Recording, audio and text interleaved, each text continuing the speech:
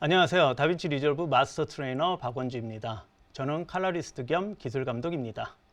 오늘 여러분한테 소개시켜 드릴 내용은 다빈치 리졸브의 칼라 페이지입니다. 그럼 먼저 인터페이스부터 보도록 하겠습니다. 다빈치 리졸브의 인터페이스는 크게 세 파트로 구성이 되어 있습니다. 상단 파트, 그리고 가운데 파트, 그리고 하단 파트가 그것입니다. 또한 실제 작업을 하시다 보면 작업창이 좁다라는 걸 많이 느끼실 거예요. 그래서 작업창을 조금 더 효율적으로 쓸 수 있는 여러 가지 인터페이스 툴들이 있습니다. 그래서 예를 들어서 갤러리 창을 온오프를 할 수 있다든지 룩업을 열 수 있다든지 혹은 타임라인 부분을 축소 확대하실 수가 있고요. 클립을 사용하셔서 썸네일들을 닫을 수도 있고 그렇습니다. 어쨌든 그래서 여러 가지 화면을 효율적으로 쓸 수 있는 방법들이 있고요. 뿐만 아니라 각 창마다 기능이 다 틀립니다. 그래서 예를 들면 새로 추가되는 옵션 내용들은 우측 상단에 보면 점이 3개가 있습니다. 보시면 확대해 보시면 우측 상단에 점이 있습니다. 이 점을 통해 가지고 서브 옵션들을 하실 수가 있고요. 뿐만 아니라 경우에 따라서는 지금과 같이 이렇게 점이 나오는 경우가 있습니다. 점이 나가는 경우는 에디셔널 기능이 있다라는 뜻입니다. 그 기능들이 어떠한 내용을 가지고 있는지는 이 우측에 보시면은 드롭다운 메뉴들이 있는데 이 드롭다운 메뉴들을 쓰시게 되면 그 내용이 구체적으로 무엇인지 확인하실 수가 있습니다. 물론 각각의 파트에서 어떤 것을 선택하느냐에 따라서 그 기능이 달라지겠죠. 그래서 예를 들면 오른쪽 마우스를 클릭을 하시면 지금과 같이 팝업 메뉴들을 보실 수가 있습니다. 그래서 부차적인 설정들이 가능하시다라는 것을 좀 기억을 해 놓으시면 좋을 것 같습니다. 그러면 인터페이스에 대한 전체적인 레이아웃은 설명을 드렸고요. 조금 더 구체적으로 각 파트에 대해서 설명드리도록 하겠습니다. 먼저 상단 파트입니다. 상단 파트의 좌측에 보시면요. 이 창이 뭐냐 하면 갤러리 창입니다. 갤러리 창이라는 건 어떤 거냐면요. 다빈치 리졸브에서 사용되는 룩들을 생성하거나 혹은 익스포트, 임포트 하거나 혹은 예전에 작업해 놨었던 룩들을 불러들이는 용도로 쓸 수 있는 겁니다. 즉, 룩들을 관리해 줄 수 있는 창입니다. 그래서 구체적으로 한번 실행을 좀 해보도록 하겠습니다. 갤러리 창에 보시면 우측 상단에 보시면 이런 확대 버튼이 있습니다. 확대 아이콘. 이 확대 아이콘이 뭐냐 하면요. 별도의 창으로 띄우겠다라는 거죠. 그래서 보시면은 갤러리 창이 별도로 띄어 있는데요. 좌측에 보시면 내비게이션 할 수 있는 메뉴들이 있습니다. 그래서 여러분들이 정해 놓았었던 룩들, 저장해 놨었던 룩들을 불러들이거나 내비게이션 할 수 있는 메뉴들이 좌측에 있고요. 그것에 대한 구체적인 내용들이 우측에 나와 있습니다. 실질적으로 제가 뭐라고 그랬었냐면 예전 프로젝트에서 룩을 가져오셔야 되는데요. 예전 프로젝트를 접근할 수 있는 방법이 있으셔야 되겠죠. 그래서 보시면 로컬 데이터베이스가 있습니다. 로컬 데이터베이스. 로컬 데이터베이스에 가시면 여러분들이 예전에 작업해 놨었던 내용들도 다 검색을 하셔서 직접 현재 프로젝트로 불러 오실 수가 있습니다. 자, 그러면은 실제 하나를 좀 불러 보도록 하겠습니다. 자, 우측에 보시면 다빈치 리졸브에서 기본적으로 제공되는 건데요. 그냥 썸네일 같은 느낌이 듭니다. 그냥 이미지인 것 같은데 실제 이미지가 아니라는 걸 좀 보여드릴게요. 보시면 오른쪽 마우스 클릭을 하면 디스플레이 노드 그래프라는 메뉴가 뜨고요. 그것을 제가 클릭을 하시면 지금처럼 노드 값들이 다 살아 있습니다. 그래서 결국에는 이게 단순한 썸네일이 아니라 실제 색보정에서 썼었던 각가지 효과들을 개별적으로 다 가지고 있다는 것을 아실 수가 있습니다. 그러면 그것을 불러들여서 실제 다빈치 리졸브에서 적용을 해보도록 하겠습니다. 불러들이는 방법은 상단 파트는 컴퓨터 환경입니다. 반면에 하단 파트가 현재의 프로젝트입니다. 그래서 당연히 밑으로 불러 놓으셔야 되겠죠. 그래서 밑으로 이렇게 불러 놓으시고 창을 닫으시면요. 지금처럼 저장되어 있는 룩들이 뜹니다. 그래서 이렇게 불러 놓은 거를 이제 적용을 해야 되는데 다빈치 리졸브에서 적용하는 방법에는 3가지가 있습니다. 우선 아까도 설명드렸듯이 각각의 노드들이 썸네일 안에는 노드 값들을 가지고 있습니다. 노드 값들을 가지고 있기 때문에 해당 스틸을 노드 창에다 지금처럼 떨구는 겁니다. 그래서 노드 창에다 떨궈서 적용하는 방법이 있습니다. 두 번째 방법으로는요. 썸네일을 스틸을 마우스 오른쪽 클릭을 하시면 어플라이 그레이드라는 메뉴를 보실 수가 있습니다. 그래서 어플라이 그레이드를 통해서도 적용이 가능합니다. 그래서 지금처럼 클릭을 하시면 어플라이드 된 것을 보실 수가 있습니다. 다시 리셋을 좀 하도록 하겠습니다. 세 번째 방법입니다. 세 번째 방법이 주로 사용되는 방법인데요.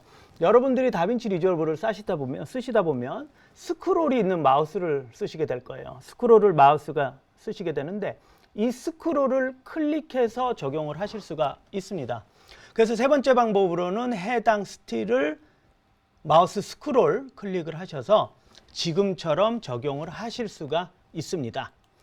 그래서 지금까지는 룩을 어떻게 적용하는지 그거에 대한 설명을 드렸고요. 그래서 갤러리 창을 통해서 여러분들이 여러 가지의 룩들을 관리할 수 있다는 것을 좀 기억을 해 놓으시면 좋을 것 같습니다.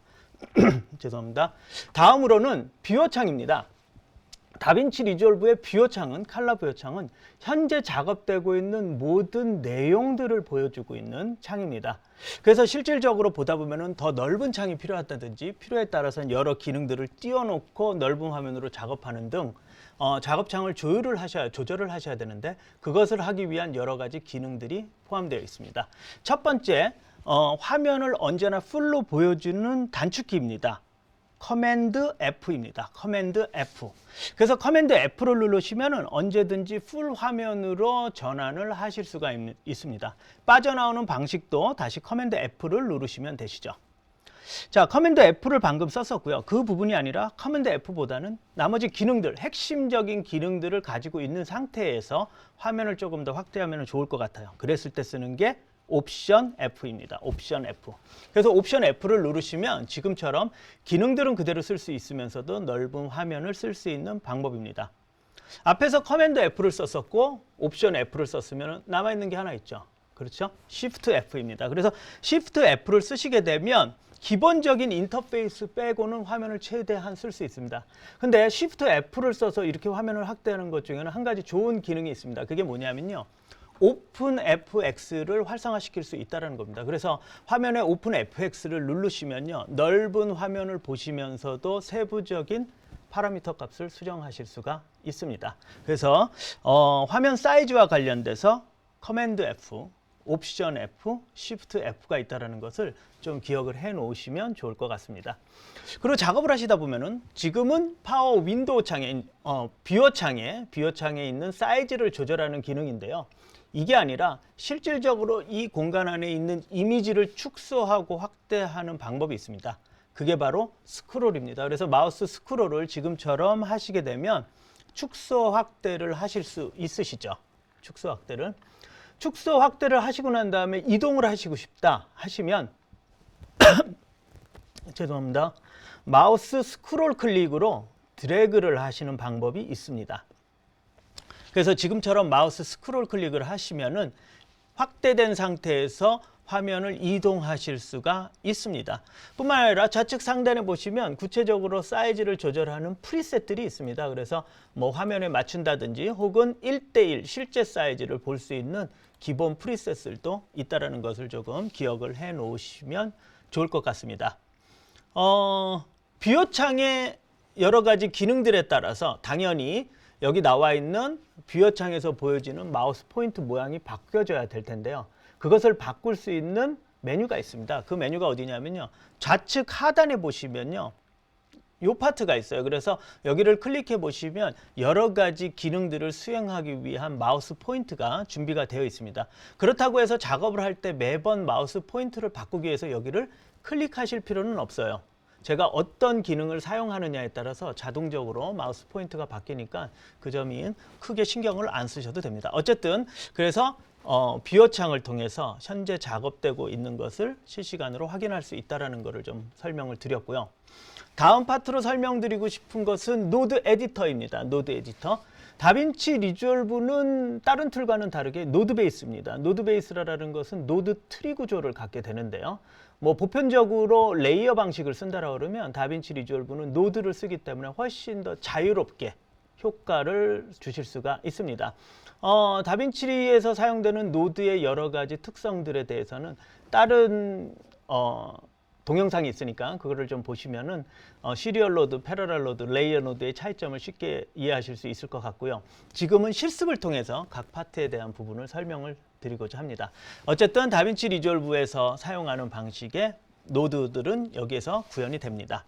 하단 파트를 보시게 되면요. 하단 파트를 보시게 되면 타임라인에 나와 있는 각가지 클립들을 보여주고 있습니다. 그래서 아까도 설명드렸듯이 작업하시다가 작업 공간이 좁다라고 느껴지시면 상단 부분에 있는 클립을 클릭하셔서 그 파트를 뭐 제거한다든지 다시 보이게 한다든지 할 수 있다는 것을 좀 기억을 해 놓으시고요. 실질적으로 작업을 하시다 보면은 각 클립들에 대해서 여러 가지 버전들을 갖다가 클라이언트한테 보여주셔야 될 거예요. 혹은 여러 가지 버전들을 개별적으로 저장을 하셔야 되는데 그 기능 또한 여기에 있습니다. 그래서 해당 클립을 마우스 오른쪽 클릭을 하시면요. 로컬 버전이라는 메뉴가 뜹니다.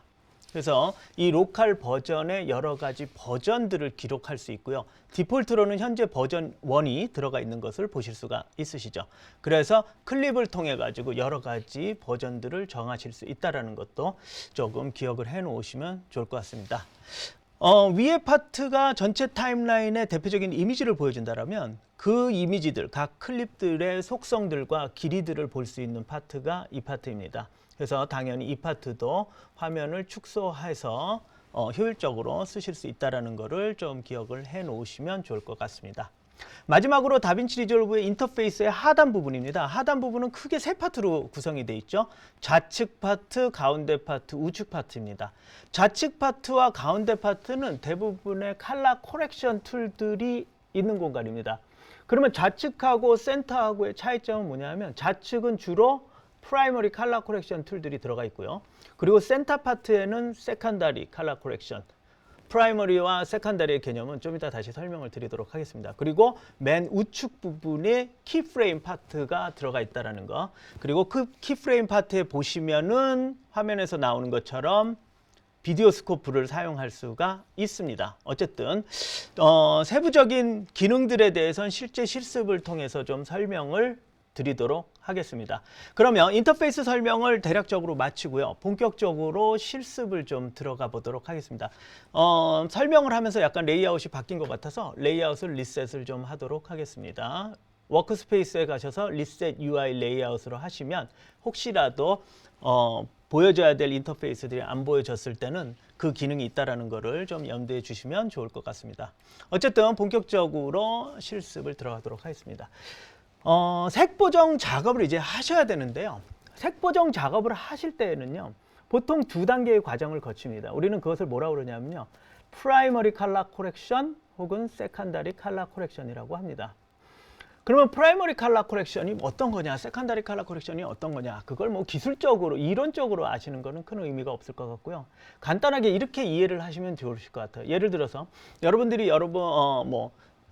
어플리케이션을 통해 가지고 핸드폰을 통해 가지고 색 보정을 해보셨다 하더라도 보정 작업을 해보셨다 하더라도 아마 그런 느낌이 들으셨을 거예요. 예를 들어서 좋은 원판을 가지고 있다. 그러면은 어떻게 되냐면 색 보정도 아주 수월하게 되죠. 그래서 색 보정, 실제 프로페셔널 색 보정 작업에서 컬러 그레이딩 작업에서도 같은 맥락입니다. 즉 좋은 디지털 네거티브를 만드는 과정이 필요합니다. 그러면 좋은 디지털 네거티브라는 것은 어떤 것이냐? 우선 개조가 상대적으로 좀 풍부하면 좋겠죠? 그렇죠? 후에 가서 맥락상 제가 어떤 트렌드에 맞춰서 그 토넬리티를 조절한다 하더라도 처음 작업하는 환경에서는 풍부한 개조가 좋으실 겁니다. 컬러 측면에서도 순수한 컬러를 가지고 있으면 좋겠죠. 그래서 우리는 컬러 밸런스라는 기능을 통해 가지고 아주 퓨어한 색을 만들게 되죠. 뿐만 아니라 색 보정 작업을 하실 때도 상대적으로 더 넓은 색역, 즉 더 화려한 컬러를 가지고 있으면 색감이 적어 있는 것보다는 색 보정 작업을 하시기 수월하실 겁니다. 왜냐하면 프라이머리 컬러 코렉션 단계에서는 아직까지는 파이널 룩을 결정하는 단계가 아니기 때문입니다. 어쨌든 그래서 좋은 원판을 만드는 과정을 반드시 하셔야 됩니다. 그것을 우리는 프라이머리 컬러 코렉션이라고 합니다. 그렇게 해서 좋은 원판을 갖고 나면 이제는 무엇을 하셔야 되냐면 내러티브 상의, 스토리텔링 상의 감정을 혹은 내가 강조하고자 하는 부분에 힘을 실어야 될 겁니다. 그러기 위해서는 여러분들은 콘트라스트라는 기법을 쓰셔야 되는데 그 콘트라스트를 쓰게 되면 화면의 전체가 아닌 상대적 개념의 화면의 일부분을 선택하셔야 됩니다. 그래서 세컨더리 컬러 코렉션 툴에서는 대부분 셀렉션 툴과 세퍼레이션 툴을 사용하게 됩니다. 당연히 그 파트를 가지고 있는 것이 아까 말씀드렸듯이 인터페이스 하단의 가운데 파트가 그 파트입니다. 그래서 색보정 작업을 하기 위해서는 프라이머리 컬러 코렉션과 세컨더리 컬러 코렉션이 있는데 개념적으로는 좋은 원판을 만들어 놓고 색보정 작업을 디테일하게 한다라는 개념으로 이해하시면 좋을 것 같습니다. 그러면 첫 번째 클립부터 실습에 들어가 보도록 하겠습니다. 첫 번째 클립입니다. 보시면요, 한번 플레이를 좀 해보도록 하겠습니다. 루프를 좀 걸어 놓으면 플레이가 반복 플레이 될 테니까 좀 좋으시겠죠? 보시면 뭐 이미지 보시면 약간 플랫한 느낌이 들어요. 그렇죠? 플랫한 느낌이 드는데 실질적으로 스코프를 조금 보도록 하겠습니다. 스코프 사용법들은 이따 좀 설명을 드릴 텐데 스코프 사용법을 보시면은 상당 부분 개조가 한쪽으로 압축되어 있는 것을 보실 수가 있습니다. 즉 로우 콘트라스트 상태인 거죠. 그러면 지금 작업 측면에서는 당연히 풍부한 프라이머리 컬러 코렉션 개념에 의해서 풍부한 개조를 확보해 주시는 게 좋다라고 그랬는데 뭐 그것을 떠나서 도대체 이와 같은 개조는 어디서 왔냐라는 거죠. 왜 굳이 뿌옇게 찍었냐라는 거죠. 현장에서도 정상 개조의 이미지를 봤었을 텐데 왜 레코딩된 방식은 뿌옇게 기록됐냐라는 거죠. 사실 이 방식은요. 아날로그 필름의 네거티브 기술로부터 온 방식입니다. 네거티브 기술을 쓴 이유는요. 아주 간단한 원리예요. 상대적으로 더 넓은 다이나믹 레인지, 즉 더 넓은 개조를 가지고 있기 때문입니다. 그래서 하이라이트 정보가 상대적으로 풍부하고요. 섀도우 정보가 상대적으로 풍부하다 보니 그 기술을 디지털 환경에서 쓰면은 좋겠죠. 당연히 그래서 아날로그의 네거티브 필름의 기술을 가져온 이 기술을 바로 로그라고 부릅니다. 즉 아날로그의 프로세스를 전반으로 해서 사용해왔던 개조이기 때문에 개조를 정상화해주는 어떠한 기술이 필요하겠죠. 왜냐하면 분명히 필름이라 하더라도 저렇게 낮은 개조 상태로 냅두지는 않았을 테니까요.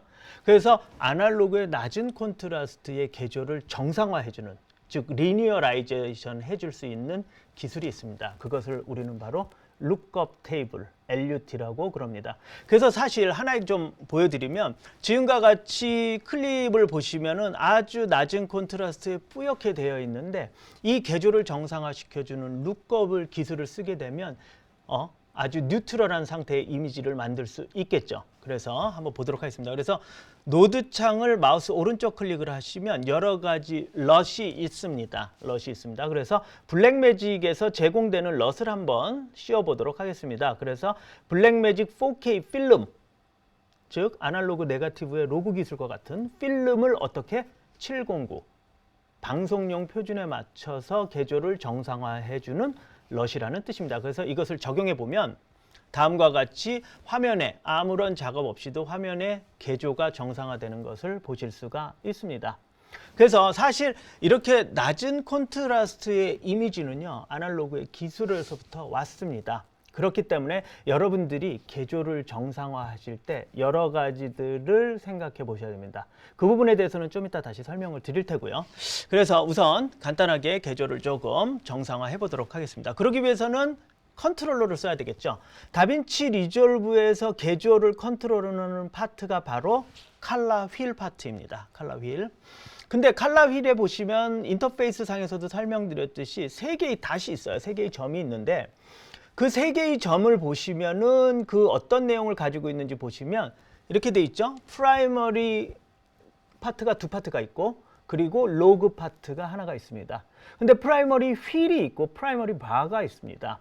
프라이머리 휠은 동그란 인터페이스를 쓰겠다는 거고 프라이머리 바는 막대 그래프의 인터페이스를 쓰겠다는 것인데 그것이 구체적으로 무엇을 의미하는지 좀 한번 보도록 하겠습니다. 그래서 먼저 프라이머리 휠이 디폴트로 되어 있습니다. 프라이머리 휠을 보시면 아까도 말씀드렸듯이 동그란 인터페이스를 사용을 하고 있습니다. 동그란 인터페이스를 사용한다는 것이 벡터 방식으로 사용을 한다는 건데 디지털에서는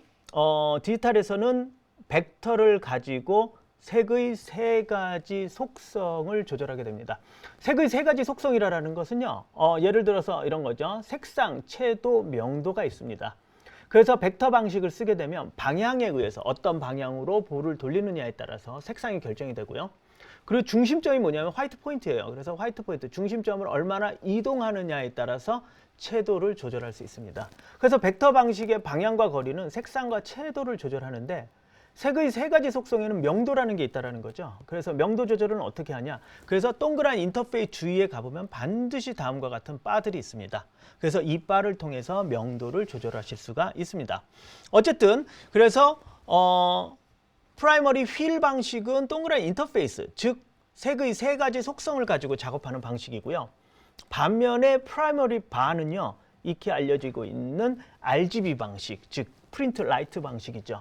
안구에서 빛을 받아들이는 방식, 빛의 세 가지 원색을 가지고 조절하는 방식, 즉 RGB를 조절하는 방식입니다. 어떤 방식을 쓰느냐에 따라서 작업 효율성이 틀려지겠죠. 무엇이 좋고 나쁨의 문제는 아닙니다. 그리고 마지막으로 로그 컨트롤이 있습니다. 자, 그러면 우선 리프트, 감마, 게인, 오프셋이라는 또 타이틀이 나와 있습니다. 그러면은 얘네들이 무엇을 의미하는지 조금 이해를 하셔야 됩니다. 왜냐하면 다빈치 리졸브에서 아주 핵심적으로 사용되는 컨트롤러이기 때문입니다. 보통 리프트, 감마, 게인이다라고 얘기했을 때 일반적으로는 리프트를 섀도우 컨트롤러라고 합니다. 반면에 감마를 미드톤 컨트롤러, 그리고 게인을 하이라이트 컨트롤러라고 하는데 실질적으로는 정확하게는 그렇지는 않습니다. 왜냐하면 우리는 빛을 인지를 한다는 것은 항상 상대적 개념으로 인지를 하기 때문에 꼭 그렇지는 않습니다. 하지만 개념적으로는 아주 간단한 원리 측면에서 봤을 때는 섀도우, 미드톤, 하이라이트 컨트롤러라는 점을 가지고 시작을 하시면은 아마 작업하실 때 그래도 조금 편하게 접근하실 수 있습니다. 좀 더 구체적으로 왜 리프트가 섀도우 컨트롤이 아닌지를 한번 설명을 드리도록 하겠습니다. 제가 맨 끝에 보면은요, 그레이 스케일 이미지를 갖다 놨습니다. 그레이 스케일 이미지. 그레이 스케일 이미지를 보시면 좌측에 어두운 부분이 있고 우측에 밝은 부분이 있습니다. 가운데 부분에는 이제 회색 부분이 있는데요. 그것을 조절하는 파트가 각각이 리프트, 감마, 게인이라고 설명을 드렸습니다. 그래서 이 파트를 구체적으로 어떻게 움직이는지 그걸 보기 위해서 제가 옆에다가 웨이브폼 모니터를 떠났어요. 자, 웨이브폼 모니터 이제 또 하나 또 설명할 부분이 나왔네요. 여러분들이 작업하시다 보면 계측키, 비디오 스코프를 쓰셔야 돼요. 계측키를. 그래서 우리 이제 다빈치 리졸브에서 몇 가지 스코프를 사용합니다. 웨이브폼 모니터도 있고요. 그것에 대한 컬러 텔레비전 버전, RGB 퍼레이드, 그리고 벡터 방식으로 보여주는 벡터 스코프, 그리고 히스토그램. 이 기본적으로 네 가지가 있고요. 16 버전에 새롭게 들어간 게 CI 1931년도 색공간이 들어갔습니다. 그래서 국제조명위원회에서 제안하는 표준 색공간도 들어가 있는데 어쨌든 그래서 실질적으로 작업을 할 때 스코프를 보면서 작업을 하셔야 되는데요. 여기에서 보시면 웨이브폼, 그 첫 번째로서 웨이브폼이라고 되어 있습니다. 웨이브폼, 웨이브가 뭐냐면 파, 폼, 형입니다. 즉 파형을 보여주는 모니터인데요. 이 파형이라는 건 영상에 있어서는 비디오 시그널이 파형입니다. 그래서 웨이브폼 모니터를 쓴다는 것은 즉 비디오 시그널을 이해하시면 쉽게 볼 수 있는 스코프입니다. 간단하게 좀 설명을 드리면요. 비디오 방식이 주사선 단위죠. 그래서 한 줄 한 줄 그려가는 방식이기 때문에 좌측부터 우측까지의 정보를 그대로 보여줍니다. 여기에. 그래서 실질적으로 이 좌측의 파트는 이 좌측이고요. 화면상의 우측은 스코프상의 우측입니다. 그러면 이 세로 정보는 뭐냐? 세로 정보가 밝기 정보입니다. 그래서 좌측의 픽셀이 얼마나 밝으냐, 우측의 픽셀이 얼마나 밝으냐를 높이를 가지고 표시를 하게 돼 있죠. 그래서 화면상에 보면 그레이 스케일이 나와 있고 좌측은 어둡고 우측이 밝기 때문에 다음과 같이 사선이 그려지는 것을 아실 수가 있습니다. 자, 그러면 이 스코프를 보시면서요, 구체적으로 리프트, 감마, 게인이 어떻게 변하는지, 그리고 오프셋은 무엇인지를 조금 개념을 잡고 실습을 들어가도록 하겠습니다. 자, 먼저 리프트를 한번 움직여 보도록 하겠습니다. 리프트는 아까도 말씀드렸듯이 섀도우 부분을 컨트롤하는 겁니다. 그러면 단순히 섀도우만 바뀌냐? 그렇지는 않습니다. 미드톤도 바꾸고 미세하게 하이라이트도 바뀝니다. 오케이, 그러면 한번 보도록 하겠습니다. 그래서 제가 리프트를 움직여 보도록 하겠습니다. 리프트를 움직이시면요, 지금과 같이 어떻게 돼요? 화면이 밝아지죠. 어디가 집중적으로 섀도우 영역이 바뀌는 것을 보실 수가 있습니다. 보시는데 그래프상으로 보시면 어떻게 되시냐면요, 그래서 스코프상에 보시면 섀도우 쪽이 집중적으로 바뀌시죠.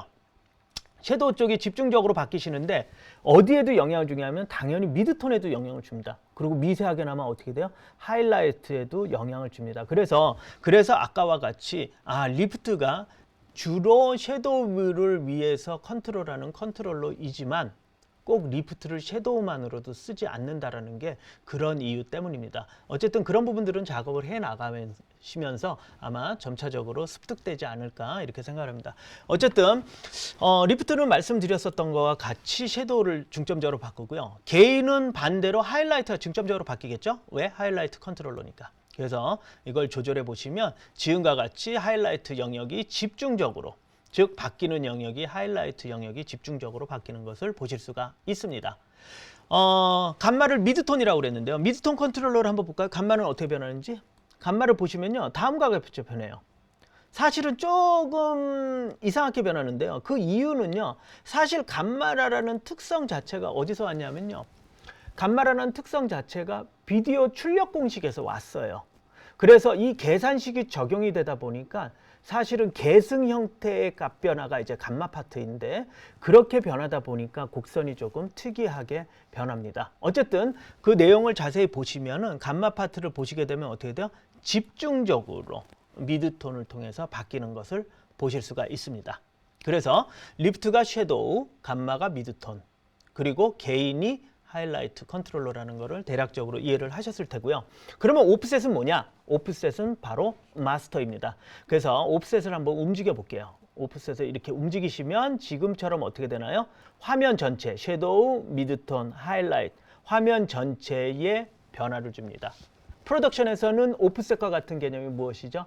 바로 익스포저와 같은 개념이다. 그래서 노출 변화처럼 화면 전체에 영향을 주는 컨트롤러가 바로 오프셋입니다. 오케이, 그러면 대략적으로 이제 기본적인 컨트롤러에 대한 이해를 가지셨을 테고, 스코프에 대해서도 그냥 짧게나마 설명을 드렸는데요. 그럼 본격적으로 실습을 한번 해봐야 되겠죠. 그래서 첫 번째 실습입니다. 첫 번째 실습. 자, 그래서 아까도 말씀드렸듯이 개조 상태가 약간 뿌였습니다. 아날로그, 네거티브, 필름의 개조 기술, 즉 로그 기술로 찍혀진 겁니다. 그래서 이제 개조를 풍부한 개조를 만들어 주셔야 되니까 리프트를 조절을 하셔서, 섀도우 컨트롤러를 조절을 하셔서 밑으로 내리셔야 되겠죠. 밑으로 내리셔서 하시고, 그 다음에 하이라이트 컨트롤러 게인을 누르셔서 게인을 확대를 하시면 지금처럼 이미지가 개조가 어느 정도 형상이 되는 것을 보실 수가 있습니다. 근데 지금 요 칼라 버전이라서 약간 좀 헷갈린데요. 이걸 좀 심플하게 바꿔보도록 하겠습니다. 옵션으로 바꿔지는 게 여기에 보면은 조절하는 파트가 있습니다. 요 조절 파트. 요 조절 파트를 누르시면 다음과 같은 인터페이스가 뜨시는데요. 이 인터페이스를 조절하셔서 Y only, 여기 보면 칼라라이즈 있고요. 각가지 채널별로 볼 수 있는 메뉴가 있죠. 채널별로. 그래서 칼라라이즈가 아니겠다. 그러면 Y only 방식으로 쓰실 수도 있으시고요. 그리고 그 라인부터 해가지고 어느 정도 밝기를 정확하게 하실 수 있는지는 이 메뉴를 쓰시면 됩니다. 어쨌든 모노크롬으로 변경을 해 놨습니다. 자, 그래서 어느 정도 섀도우 부분과 하이라이트 부분을 확보하시면 다음과 같이 개조가 정상이 되는 것을 보실 수가 있습니다. 근데 지금 보시면 여기를 자세히 보시면 하이라이트 부분에 정보가 유실되는 게 있어요. 즉 이쪽 부분이 밝은 부분인데 100%의 밝기를 가지고 있는 부분인데, 정확하게 보시면 여기가 클리핑 되는 부분이 있죠. 그게 어디냐 하면 바로 이 손 부분입니다. 이 손 부분. 그래서 실질적으로 지금과 같이 이 개조 범위를 넘어서게 되면 정보를 유실하게 되십니다. 그래서 보통 지금은 전체적인 스타일을 만드는 게 아니라, 전체적인 룩을 만드는 게 아니라 프라이머리 컬러 코렉션 개념으로 해서 정상 개조를 갖고 좋은 디지털 네거티브를 만드는 과정이기 때문에 하이라이트의 클리핑이라든지 섀도우 쪽에 크러싱이 생기지 않는 개조를 형성해 놓으시는 것이 작업하실 때 훨씬 더 효율적이겠죠. 물론 그것이 품질을 기반으로 한 작업 방법이실 테고요.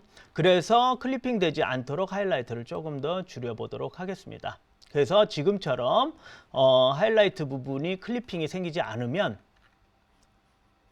그림에서 보듯이 하이라이트 정보를 그대로 유지를 하실 수가 있습니다. 자, 개조가 어느 정도 형성이 됐고요. 그래서 미드톤을 정해서 조금 더 미드톤의 개조를 확보를 좀 하도록 하겠습니다. 자, 그래서 저는 미드톤의 감마를 조절을 하는데요. 그 영향력을 자세히 보시면요. 어디에 영향을 주냐면요. 섀도우 부분에도 영향을 줍니다. 섀도우 부분에도. 그래서 이 섀도우 부분에도 영향을 주기 때문에 여러분들이 블랙 값을 잡을 때 여기에 가깝게 잡아 놓으시면요. 다른 컨트롤러를 쓰시면서 섀도우 부분에 크러싱을 생길 수가 있어요. 그래서 처음에 토넬리티 개념의 노멀라이즈 작업을 하실 때는 어느 정도 개조의 여유분을 좀 두시고 하시면은 번복해서 작업해야 될 양이 좀 줄어드니까 효율적으로 작업을 하실 수 있으실 거라고 생각이 됩니다. 오케이, 좋습니다. 어쨌든 어느 정도 개조가 형성이 되어 있습니다. 개조가 형성이 되어 있고요. 자, 그런데 아까 제가 뭐라고 그랬냐면요. 이 기술 자체가, 이 뿌연 기술 자체가 아날로그의 필름의 기술을 가져왔다라고 그랬어요. 그래서 그 개조를 정상화시켜주는 기술이 룩업 테이블이라는 거를 설명을 드렸죠. 그러면 룩업 테이블이 어떻게 움직이는지를 좀 이해를 하셔야 돼요. 왜냐하면 제가 단순히 섀도우를 낮추고 하이라이트를 높인다고 해서 개조가 정상화되는 건 아니라는 거죠. 왜? 로그를 리니어화 해주는 방식이 있다는 거죠. 그래서 그 방식을 바탕으로 해서 제가 가지고 있는 컨트롤러들을 써야 되기 때문에 정확하게 로그가 어떻게 리니어화 되는지, 즉 룩업이 어떻게 개조 정상화를 만드는지 그래프를 통해서 조금 더 확인을 정확하게 해보도록 하겠습니다. 그래서 다시 이쪽 파트로 가볼게요. 여기에서 보시면요, 제가 아까 룩업을 씌우게 되면은 뿌연 이미지를 개조 정상화를 시킨다고 그랬거든요. 그래서 아까 지금과 같이 룩업이 없을 때는 뿌연 이미지가 됐겠다. 룩업을 씌우니까 개조를 저렇게 정상화 시켰죠. 콘트라스가 약간 강해집니다. 근데 그 콘트라스가 단순히 블랙을 낮추고 하이라이트만 올린다고 해서 될 문제는 아니라는 겁니다. 왜냐하면 룩업이 어떻게 쓰이는지를 보셔야 되기 때문이죠. 그래서 제가 기존에 잘 알려진 대표적인 룩업이죠. 아리 룩업. 을 한번 씌워보도록 하겠습니다. 아리의 로그를 709화 해주는 룩업을 한번 씌워보도록 하겠습니다. 그래서 씌워보시면 다음과 같이 개조가 형성되는 것을 보실 수가 있으세요. 그래서 이미지를 보시면요, 실질적으로 그냥 콘트라스가 세지는 개념은 아닙니다. 그냥 콘트라스가 세지는 개념이 아니라 지금처럼 어떻게 되냐면 풍부한 하이라이트와 풍부한 섀도우를 상대적으로 갖게 되는 거예요.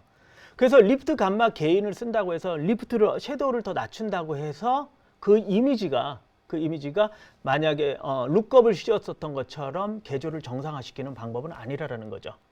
오케이, 좋습니다. 그래서 지금과 같이 되기 때문에 단순히 리프트 감마 게인의 개념이 아니라 이렇게 만들어주는 어떤 행위 과정이 필요하다는 거죠.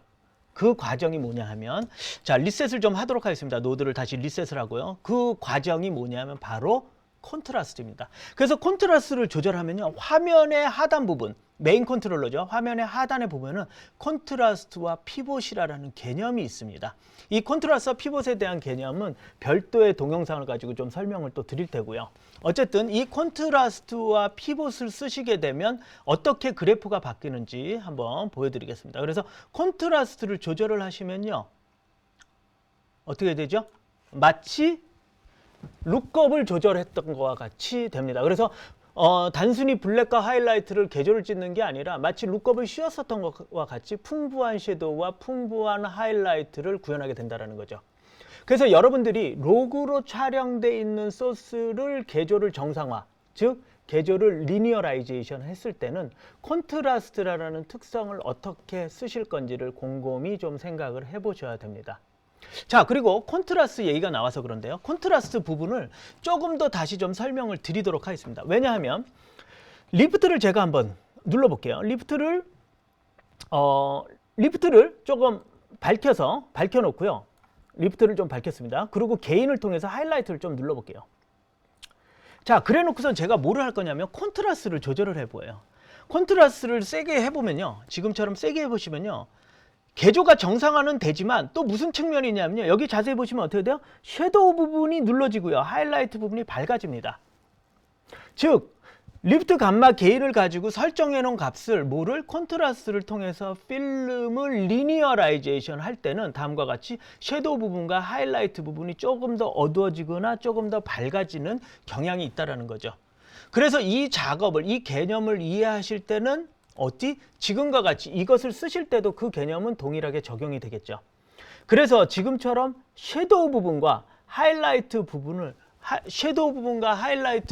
너무 타이트하게 잡아 놓으시고 그 이후에 무엇을 쓰시면 콘트라스트를 쓰시게 되면은 상대적으로 어떻게 되길까요? 섀도우 부분이 크러싱이 생기고 하이라이트 부분이 클리핑이 생기겠죠. 그러면 또다시 와서 노멀라이즈 했었던 부분 혹은 토넬리티 작업했었던 부분을 또다시 건드려 줘야 되는 번거로움이 있기 때문에 처음에 개조를 어느 정도 정상화한다라는 측면에서 잡았을 때는 풀 개조를 갖기보다는 약간의 여유분을 좀 잡아놓고 개조를 설계를 하시고 그것을 가지고 콘트라스트를 가지고 개조를 완성한다라고 하시면 보편적으로 이제 로그로 찍혀 놓은 클립들을 핸들링 하실 때 조금 더 좋은 퀄리티로 효율적으로 작업하실 수 있는 방법이 되겠죠. 그래서 다시 1번 예제로 와서 콘트라스트를 좀 사용을 해 보도록 하겠습니다. 그래서 너무 섀도우가 눌러지지 않은 상태로 조금 여유 있게 좀 잡아 놓으시고요. 그 다음 새로운 노드를 추가를 하죠. 그래서 오른쪽 마우스를 클릭을 하시면 add 노드가 있습니다. 그래서 시리얼 노드를 클릭을 하셔서 새로운 노드를 만드시고요. 여기 와서 이제 콘트라스트를 조절을 하시죠. 콘트라스트를 조절을 하시면 다음과 같이 이미지가 훨씬 더 다이나믹해지는 것을 보실 수가 있습니다. 그래서 이 이미지를 보시면 실질적으로 미드톤 영역의 정보보다는 하이라이트와 섀도우 쪽의 정보량이 증가되는 것을 보실 수가 있어요. 보시면은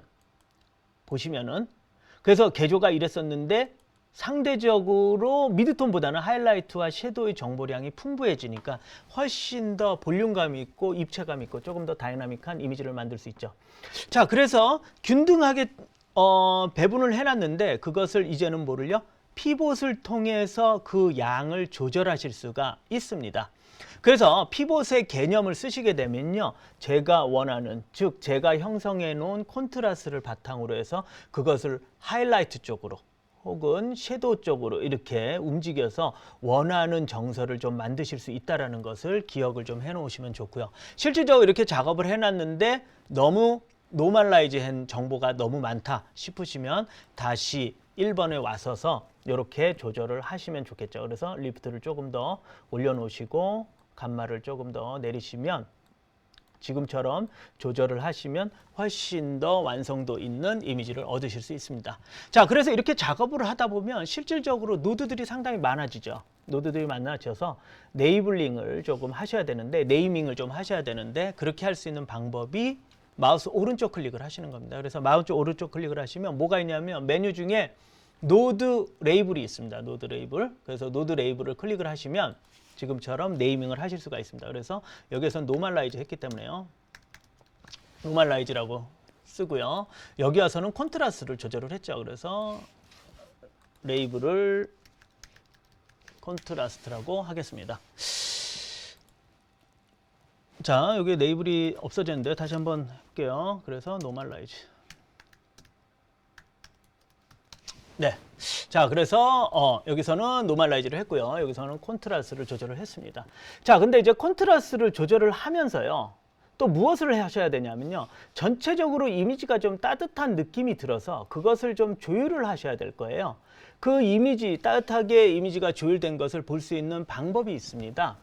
그건 뭐냐 하면요, 예를 들어서 우리한테는 스코프 중에는 아까 웨이브폼이라는 게 있었고요, 그것의 칼라 텔레비전이 버전이 있다고 그랬었죠. 그것이 뭐냐 하면 RGB 퍼레이드입니다.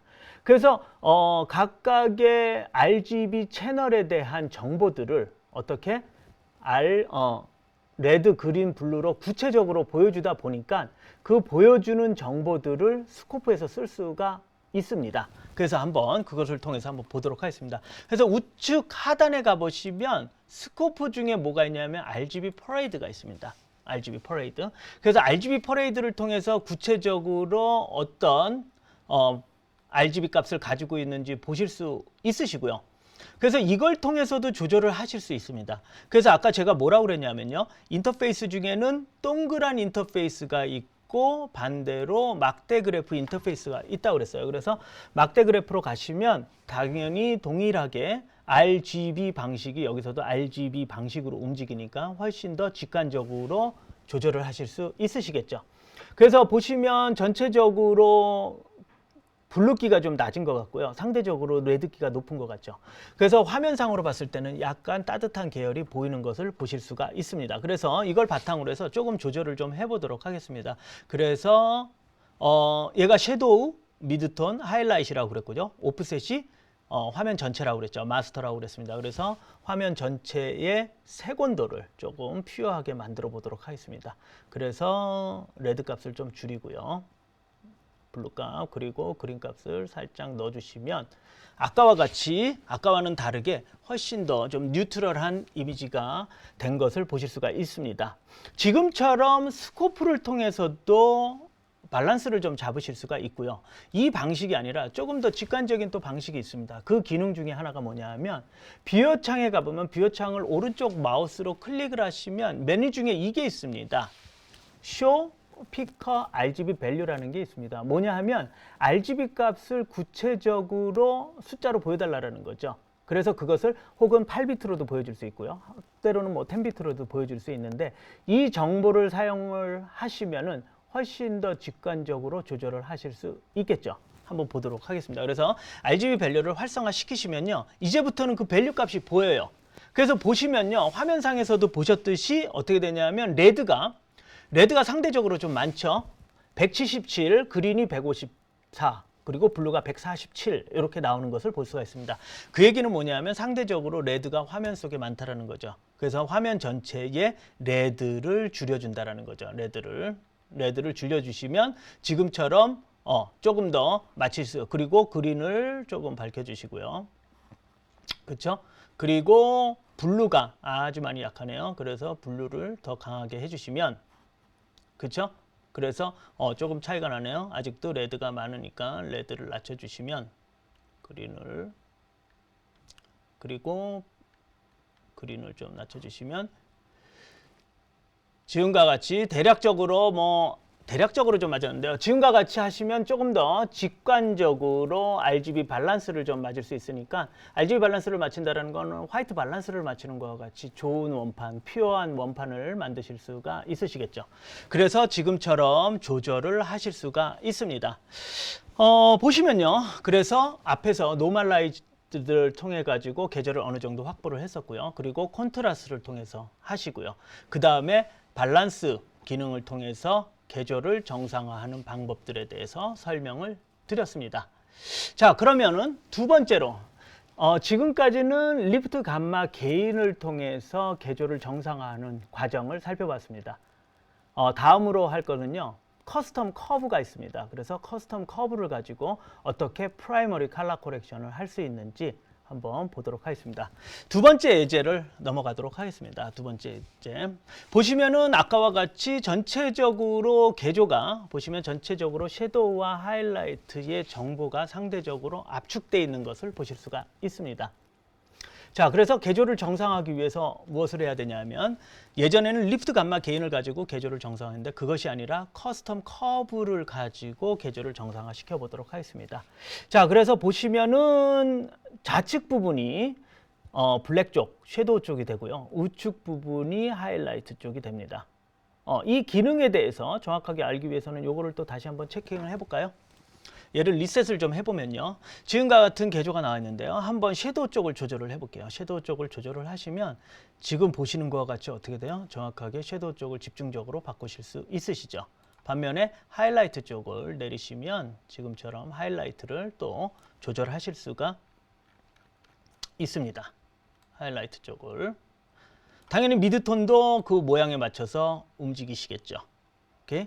그래서 구체적으로 섀도우, 미드톤, 하이라이트이고요. 그리고 밑에 정보가 인풋 정보, 그리고 우측이 아웃풋 정보를 가지고 있습니다. 자, 그래서 커브 컨트롤러를 통해서 아마 개조를 정상화하실 수 있으실 겁니다.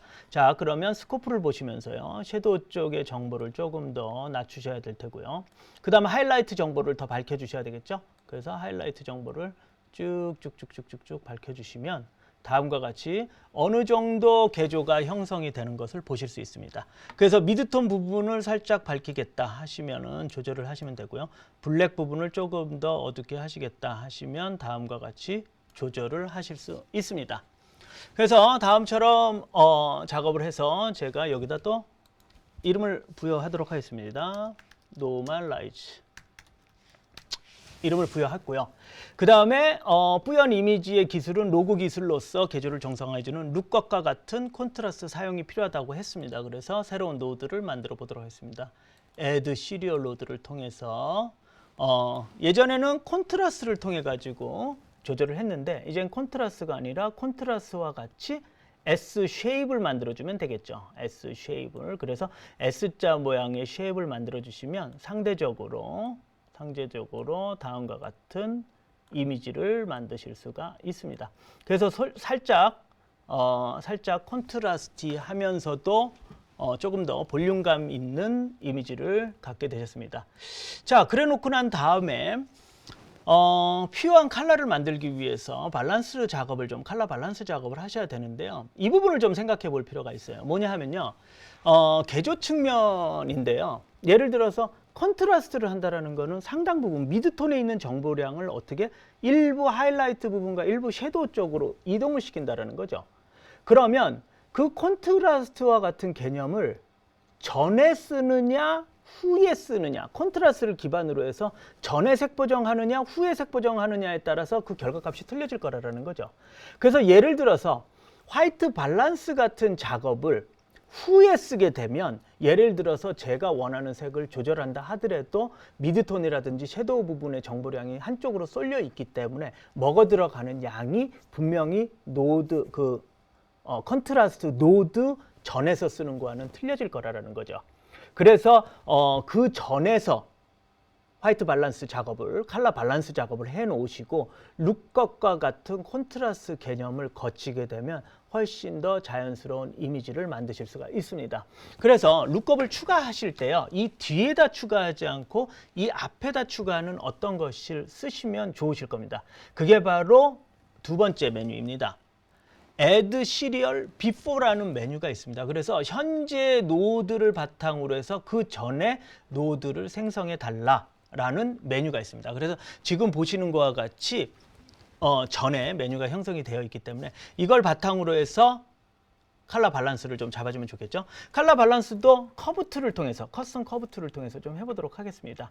자, 우선 보시면요, 이미지를 보시면요, RGB 채널을 따로따로 움직일 수 있게 하는 게 있습니다. 그래서 보시면 레드 채널을 조금 강조를 하겠다, 혹은 레드 채널을 약화시키겠다 보면 다음과 같이 조절을 변화되는 것을 보실 수 있으시겠죠. 자, 그러면 이렇게 변화되는 것을 또다시 RGB 방식의 스코프를 쓰시면 편하시기 때문에 스코프를 퍼레이드 스코프로 바꿔보도록 하겠습니다. 그래서 퍼레이드 스코프를 바꿔보시면 구체적으로 제가 찾고자 하는, 즉 영역을 레퍼런스 화이트를 바탕으로 해서 밸런싱 작업을 하실 수 있으시겠죠. 보시면 전체적으로 블루 쪽이 약하게 되어 있네요. 그래서 블루 쪽의 밝기를 조금 더 잡아주시고요. 블루 쪽의 밝기를 잡아주시고 레드 쪽이 상대적으로 많은 것 같아요. 그렇죠? 그래서 레드 쪽을 살짝 낮춰주시면 다음과 같이 어느 정도 밸런스된 이미지를 얻으실 수가 있습니다. 그래서 지금 근데 아까도 말씀드렸듯이 이 노드가 이거 이후, 즉 콘트라스트 개념, 이 S커브죠. 그래서 여기가 바로 S커브, S자 모양의 커브 특성을 가지고 있고 콘트라스트 느낌이고요. 그것을 여기에 와서 밸런스를 했는데요. 이 밸런스들을 이 S커브 이후에 하느냐 전에 하느냐에 따라서 느낌이 상당히 달라질 수 있다는 것을 조금 기억을 해 놓으시면 좋을 것 같습니다. 어쨌든 지금과 같이 다빈치 리졸브의 기본적인 컨트롤러 리프트 감마 게인을 통해서 프라이머리 컬러 코렉션 방법론을 좀 설명을 드렸고요. 그거와는 다르게 커스텀 커브를 통해 가지고 계절을 정상화하는 방법을 설명을 드렸습니다. 그러면 이제는 컨티뉴어티라는 개념을 조금 이해를 하셔야 됩니다. 컨티뉴어티라는 거는 뭐냐면요. 보통 스토리텔링이 이어질 때는, 이야기를 풀 때는 갖가지 사건들이 이야기를 만들어 나가죠. 근데 이 사건의 단위를 우리는 씬이라고 부릅니다. 그 씬이라는 거는 하나의 씬은 동일한 시공간의 제약을 받게 돼 있죠. 그래서 컷이 한 씬 안에서 여러 컷을 사용했다 하더라도 그 각각의 컷들은 컨티뉴어티를 가지고 있어야 됩니다. 즉 컨티뉴어티를 통해서 동일한 시공간을 가지고 있다는 인식을 줘야 된다는 거죠. 그래서 컬러 매칭 혹은 쇼트 매칭 혹은 씬 투 씬 컬러 코렉션이라는 과정을 거치게 됩니다. 그래서 지금부터는 컨티뉴어티 작업을 어떻게 할 수 있는지, 대표적으로 오토로 할 수가 있습니다. 오토메이션으로 컨티뉴어티 작업을 하실 수가 있고요. 매뉴얼로 컨티뉴어티 작업을 하실 수가 있는데 그 각가지의 기능들에 대해서 살펴보도록 하겠습니다. 자, 그래서 예제를 좀 바꿔보도록 하겠습니다. 5번과 6번이 이미지를 보시면 상당히 좀 틀린 것을 좀 볼 수가 있습니다. 플레이를 좀 잠깐 해보시면요. 플레이를 해보시면 지금과 같이 컨티뉴어티가 좀 끊어지는 것을 느끼실 수가 있으세요. 그래서 두 개의 컨티뉴어티를 오토로 맞춰주는 기능을 다빈치 리졸브는 제공을 하고 있습니다. 특히 이 오토메이션 기능은요, 다빈치 리졸브의 16버전에서는요, 딥러닝하고요, 머신러닝 기술 때문에 훨씬 더 퀄리티가 좋아졌습니다. 어쨌든 그 기능을 쓰시면요, 아주 편리하게 쇼트 매칭을 하실 수가 있으시겠죠. 그래서 그 기능이 어떻게 진행될 수 있는지 한번 설명을 드리도록 하겠습니다. 두 개의 이미지를 보면은 아무래도 두 번째 이미지가 조금 더 밸런스 된 것 같은 느낌입니다. 그래서 두 번째 이미지를 기준으로 해서 첫 번째 이미지를 매칭 작업을 하도록 하겠습니다. 그래서 컬러 매칭을 하기 위해서는 바꿔야 될 클립을 먼저 선택을 하셔야 되고요. 그리고 무엇을 가지고 바꿔야 될지를 그 클립을, 해당 클립을 마우스 오른쪽 클릭을 하시면 다음과 같이 메뉴들을 보실 수가 있는데 그 중에 보시면 이 메뉴를 쉽게 찾으실 수가 있습니다. 바로 Shot Match to this 클립입니다. 그래서 이 메뉴를 활성화 시켜주면은 한번 해보도록 하겠습니다. 지금처럼 해보시면 어떻게 되냐면 두 개의 이미지가 상당히 유사해지신 것을 느끼실 수가 있으십니다. 자, 어쨌든 이걸 바탕으로 해서 컨티뉴어티, 간단한 토넬리티 작업과 노멀라이제이션 작업은 해주셔야 되니까요. 한번 해보도록 하겠습니다. 우선 리프트 감마, 우리가 알고 있는 리프트 감마 개인 가지고 또 한번 해보죠. 그래서 섀도우 부분, 적절한 섀도우 부분을 조금 잡아주시고요. 주의하셔야 될 거는 말씀드렸듯이 이게 제로 포인트 쪽으로 가시게 되면 섀도우 쪽에 상당한 크러싱이 생긴다는 걸 좀 염두에 두시고 개조 관리를 좀 하셔야 됩니다. 그래서 하이라이트의 개조를 좀 잡아주시고요. 그리고 콘트라스트를 조금 조절을 했고요. 미드톤 부분이 좀 어두운 부분인 것 같아서 리프트를 살짝 좀 더 올려보도록 하겠습니다. 그리고 우리가 가지고 있는 콘트라스트를 바탕으로 해서 개조를 약간 정상화 시켜줘야 되겠죠. 그래서 지금처럼 조절을 하시면 이미지가 상당히 좀 어둡다는 느낌이 드는데 그거는 감마를 통해서 다음과 같이 조절을 조금 하실 수가 있습니다. 자, 이 정도 했으면 어느 정도의 노멀라이즈는 된 것 같고요. 네이밍을 좀 하도록 하겠습니다. 그래서 노멀라이즈가 됐고요. 여기에서 밸런스를 좀 잡아주면 좋겠죠. 그래서 Alt S 단축키, 뭐 여기 와서 add 시리얼 로드를 해도 되는데요. 이 정도 단축키를 조금 이제는 기억을 해 놓으시면 좋겠죠. 그래서 노드와 관련된 단축키들이 윗부분에 있습니다. 그래서 보면은 노드, 여기서 보시면 이렇게 나와 있죠. 노드. 그래서 시리얼 로드일 때는 시리얼의 약자 S, 그래서 Alt S 혹은 옵션 S, 맥에서는 옵션 S, PC에서는 Alt S를 쓰시면 되고요. 패러럴일 때는 패러럴 단축키 Alt P가 되겠죠. 옵션 P, Alt P. 그리고 레이어일 때는 옵션 L, Alt L 써서 단축키를 좀 이해를 해 놓으시면 훨씬 더 빠르게 작업하실 수 있지 않을까 합니다. 그래서 시리얼 로드를 하나 좀 추가하도록 하겠습니다. 옵션 S를 눌러보도록 하겠습니다. 그래서 옵션 S 누르면 다음과 같이 시리얼 로드가 추가되는 것을 볼 수 있습니다. 그래서 여기 와서 이제 밸런스 작업을 조금 해보도록 하겠습니다. 전체적으로 좀 따뜻한 계열이기 때문에 RGB로 가셔서요. 화면 전체와 관련된 거니까 오프셋을 조절하시면 되겠죠. 혹은 이렇게도 조절하실 수가 있습니다. 섀도우 부분, 하이라이트 부분, 그 다음 미드톤 부분을 따로 조절하는 거죠.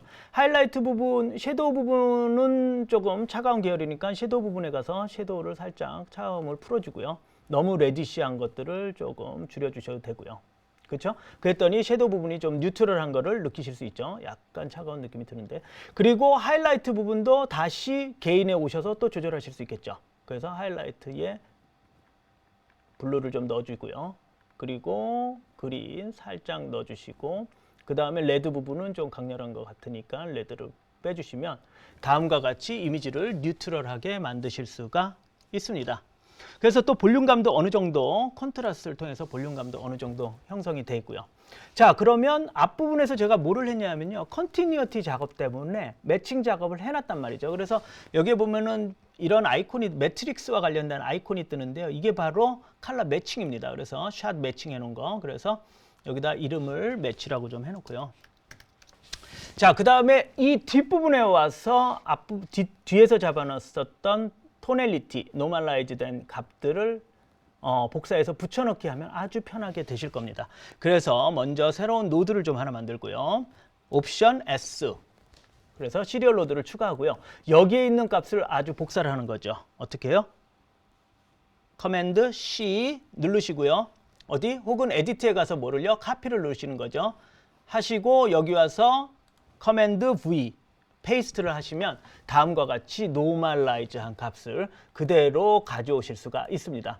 약간 미드톤 영역에 색온도가 약간 틀어지는 것 같은데요. 그 부분은 조금 잡아주시면 되겠죠. 그래서 여기 와서 다시 미드톤 부분에 옐로우기가 좀 많이 들어간 것 같은데 그 옐로우기를 조금만 빼주시면 다음과 같이 그리고 하이라이트 부분이 약간 차가운데요. 하이라이트 부분에 푸른색을 살짝 넣어주시면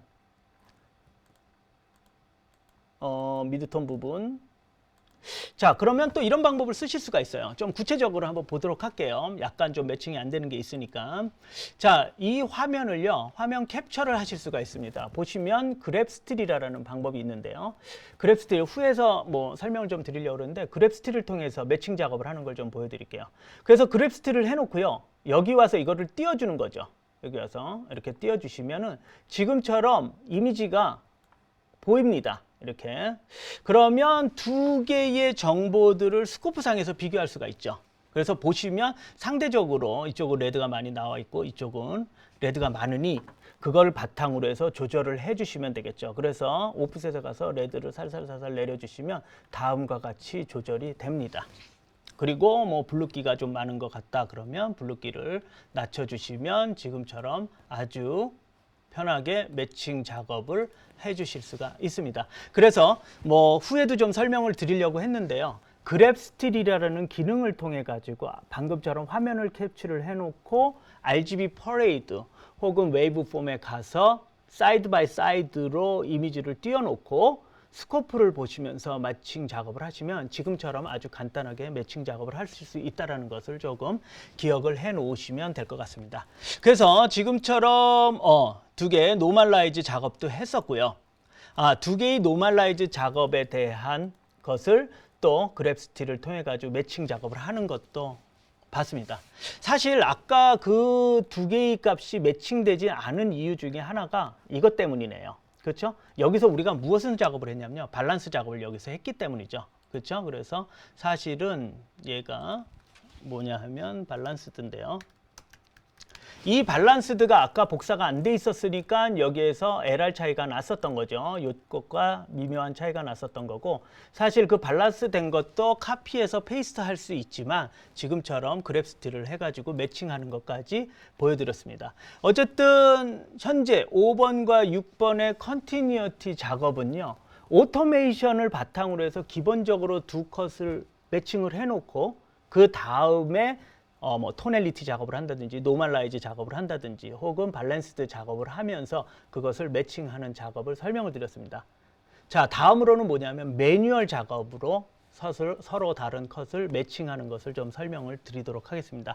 예제를 좀 바꿔보도록 하겠습니다. 그래서 9번과 10번 예제가 있는데요. 9번과 10번 예제를 실질적으로 오토메이션 기능을 하면요.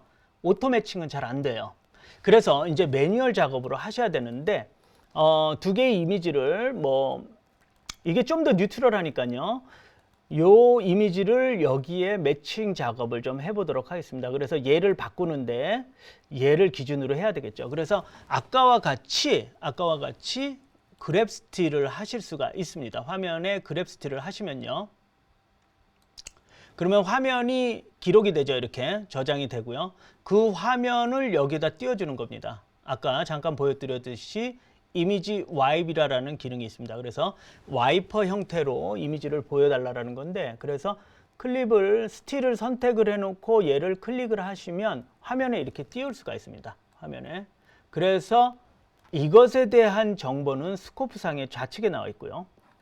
얘에 대한 정보가 스코프상의 오른쪽에 나와 있죠. 그래서 두 개의 차이가 어떻게 미묘한지가 보여지기 때문에 아주 쉽게 매칭 작업을 하실 수가 있습니다. 자, 그래서 한번 보도록 하겠습니다. 그래서 오프셋을 조금 블루 쪽에 보시면 화면이 좀 많이 낮죠. 그래서 블루색의 오프 쪽을 조금 블루 쪽에 오프셋을 좀 올려보도록 하겠습니다. 그리고 레드 쪽이 좀 상당히 약한 것 같아요. 그렇죠? 그래서 레드 쪽 조금 레드 쪽 좀 높게 돼 있었네요. 그래서 걔를 낮추고요. 그 다음에 그린을 조금 조절을 하시면 지금처럼 아주 쉽게 두 개의 매칭 작업을 하실 수가 있습니다. 그러면 이렇게 매칭 작업을 하시고 난 다음에는 여전히 동일하죠. 토넬리티 작업해야 되고요. 밸런스드 작업을 하셔야 되니까 그 이후에 작업을 진행을 하시면 되겠죠. 그래서 예를 들어서 지금 먼저 밸런스드 작업을 좀 해보도록 하겠습니다. 이번에는 커브 툴 가지고 또 해볼까요? 커브 툴 가지고. 그래서 Y only를 가지고요. 적절한 개조를 좀 형성을 해주고요. 그리고 하이라이트도 조금 정보량을 밝혀놓도록 하겠습니다.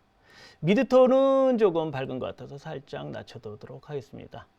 자, 그리고 난 다음에 컨트라스를 좀 조절을 해야 되겠죠. 컨트라스. 그래서 Alt 옵션 S 혹은 PC에서는 Alt S 시리얼 로드를 추가하고요. 시리얼 로드를 추가를 해서 컨트라스트 S 커브와 같죠. 컨트라스트를 살짝 부여를 좀 해주면 훨씬 더 다이나믹한 이미지를 만드실 수 있죠. 만약에 섀도우 부분이 너무 헤비하다라는 느끼시면은 S 커브를 아주 섀도우 쪽은 약하게 쓰시면 되겠죠. 필요에 따라서는요, 컨트라스트를 부여하고 난 다음에 전체적인 토넬리티의 느낌이 바뀌기 때문에 필요에 따라서는 다시 앞에 노멀라이즈한 부분들을 바꿔주실 필요도 있습니다. 그래서 앞부분에서는 노멀라이즈를 했고요. 뒷부분에서는 S 커브로 조절을 했습니다. 자, 그리고 앞서 설명드린 것과 같이 앞부분을 통해서 기본적인 컬러 밸런스를 좀 잡아주면 좋으니까요. 그래서 오른쪽을 클릭을 하시면 Add의 Before Serial Load, 그렇죠? Before Serial Load를 선택을 하시면 지금과 같이 추가가 돼서 전체적인 스타일을, 그러면 새로운 스타일을 한번 넣어보도록 하겠습니다. 그래서 블루 쪽에는 살짝 조금 따뜻하게 가고요. 하이라이트 쪽은 살짝 따뜻하게 가고 섀도우 쪽으로는 좀 차갑게 가서 하나의 스타일을 조금 넣어보도록 하겠습니다. 그래서 다음과 같은 스타일을, 그래서 여기서는 이제 룩을 잡았죠. 그래서 이 각각의 매칭 작업을 통해서 완성된 이것들을요, 분명히 여기에서 적용을 하면 좋겠죠. 적용을 하면. 그래서 각각의 것들을 적용을 할 수가 있습니다. 보시면요, 아까 방법으로는 뭐 카피 앤 페이스트를 통해서도 하실 수가 있고요. 얘를 다시 그랩 스틸을 하시는 거죠. 그랩 스틸을 하시고요. 오른쪽 클릭에 오시면요, 새로운 시리얼 로드를 만들고요. 옵션 S 해서 얘를 여기다 떨궈 놓으시면 그 이후에 여러 가지 값들을 적용하실 수 있겠죠. 그래서 컨티뉴어티가 된 상태에서 두 개의 어떤 스타일까지 복수적으로 어플라이드 되는 것들을 구현을 하실 수가 있습니다. 지금까지는요, 프라이머리 컬러 코렉션을 통해서 집중적으로 좀 설명을 드렸습니다. 그래서 처음 프라이머리 컬러 코렉션은 리프트 감마 게인이라는 툴을 가지고 프라이머리 컬러 코렉션을 했고요. 동일한 프라이머리 컬러 코렉션을 커스텀 커브 환경에서 했었고요.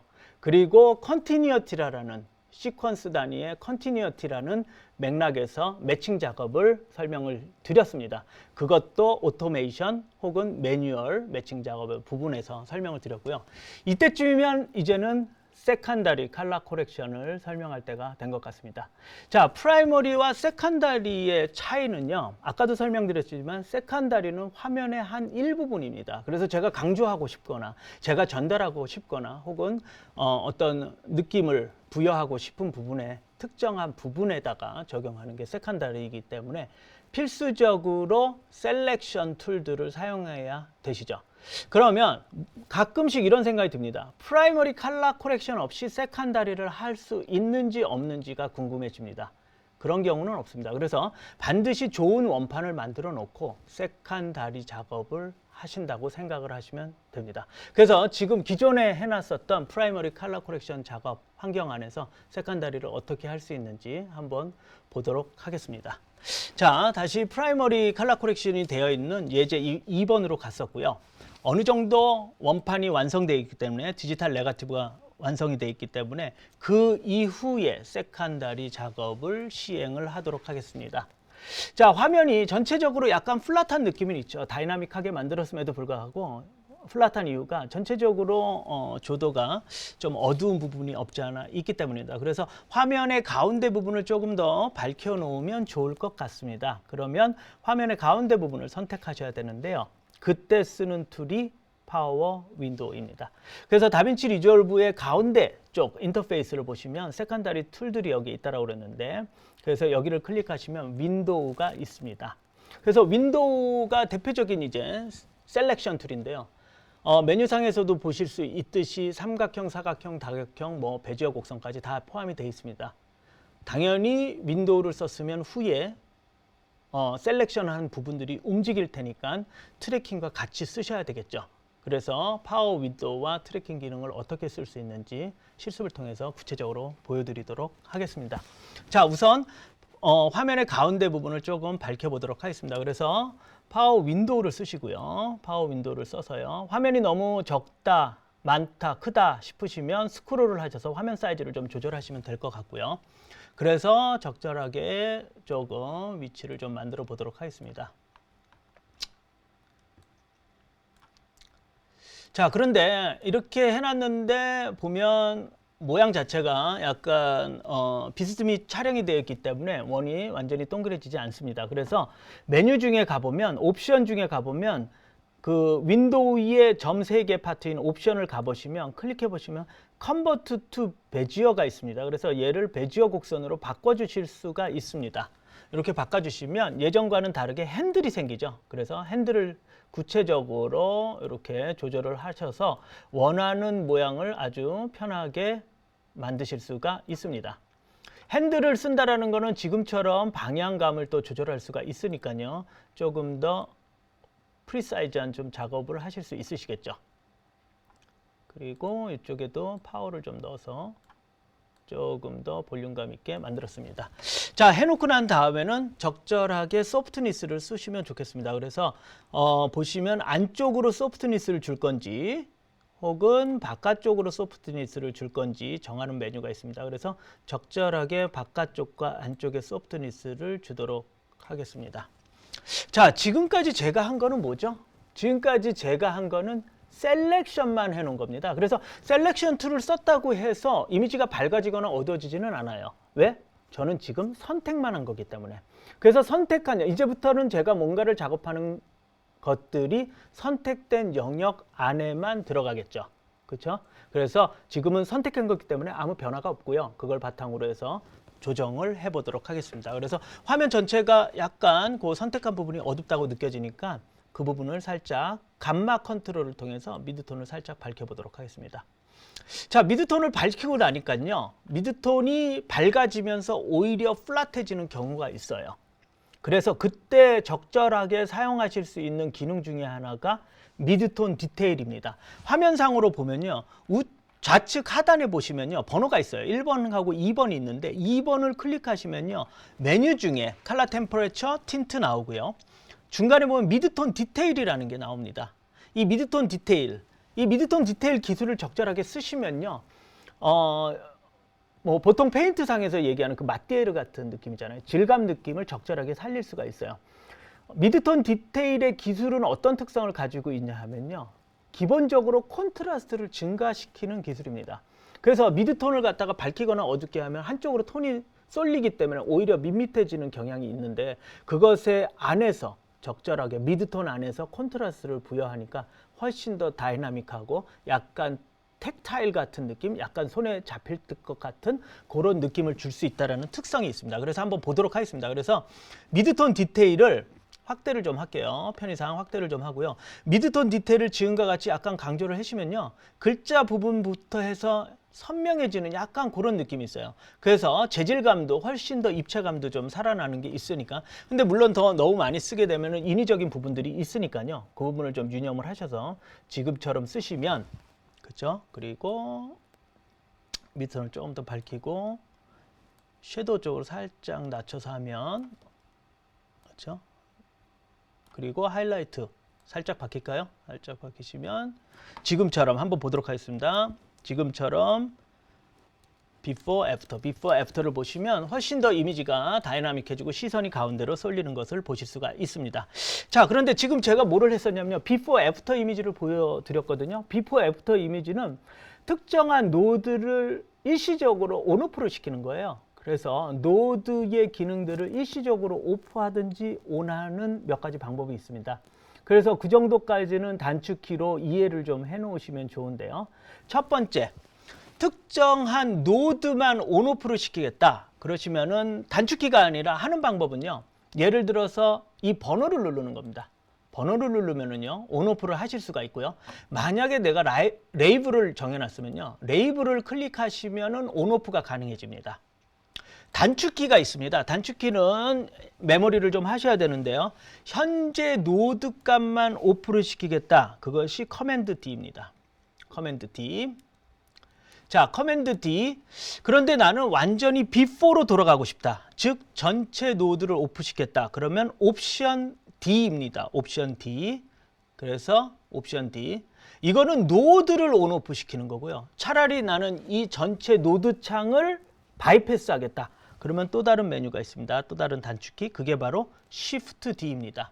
그래서 Shift D를 하면 바이패스가 되고요. 전체 노드 창을 바이패스하는 경우고, 옵션 D를 하면 전체 노드 온오프, 커맨드 D를 하게 되면 하나만 온오프 할 수 있다는 거.